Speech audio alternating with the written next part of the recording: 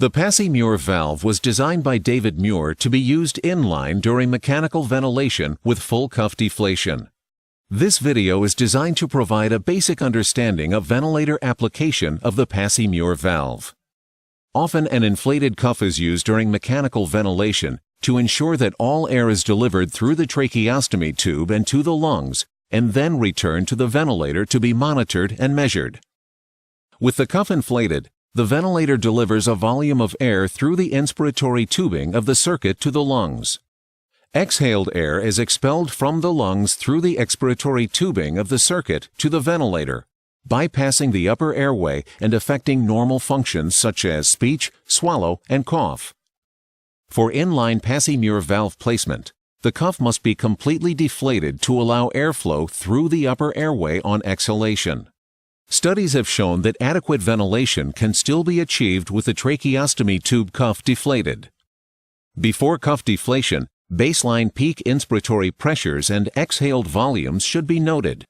Once the cuff is completely deflated, volumes and pressures are reassessed for any changes. During inhalation, a reduction in peak inspiratory pressure may be observed as volume escapes or leaks through the mouth and nose.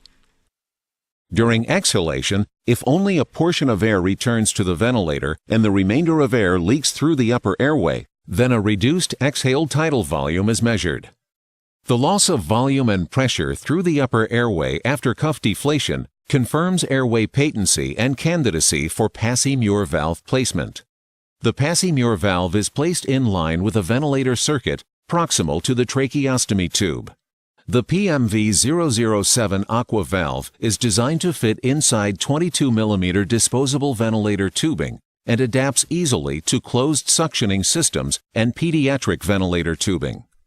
During inhalation with the Passy Muir valve in line, air flows from the ventilator through the Passy Muir valve and into the lungs.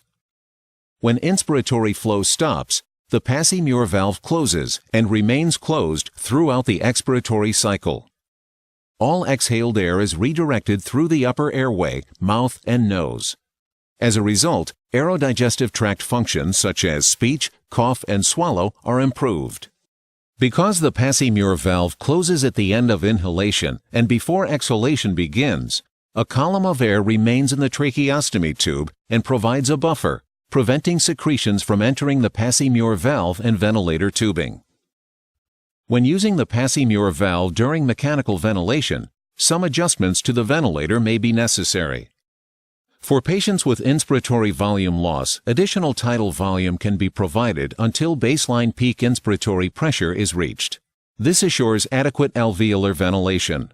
An increase in delivered tidal volume may be a temporary adjustment until strength of the pharyngeal and laryngeal muscles is regained.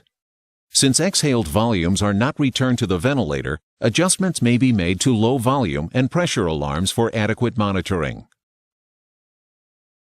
To learn more detailed information about the clinical benefits of the Passy Muir valve or advanced ventilator application, please visit the Passy Muir website to register for self-study or live web-based seminars.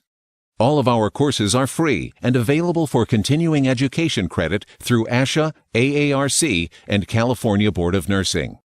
Or call one of Passy Muir's experienced clinical specialists today.